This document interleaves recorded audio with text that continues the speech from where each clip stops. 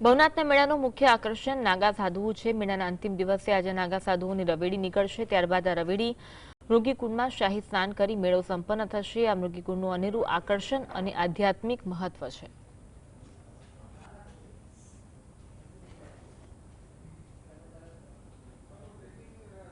શિવરાત્રીના મેળાનો પર્વ ચાલી રહ્યો છે।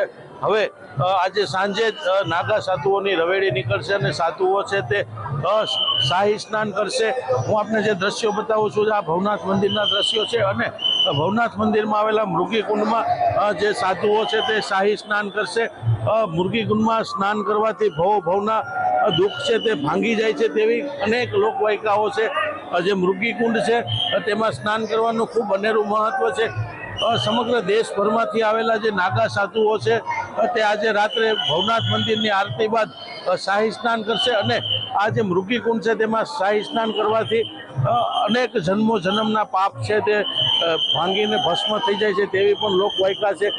ભગવાન ખુદ મહાદેવ છે તે પણ કોઈક ને કોઈક સ્વરૂપે મૃગીકુંડમાં સ્નાન કરવા આવતા હોય તેવી પણ એક માન્યતા અને લોકવાયકા છે।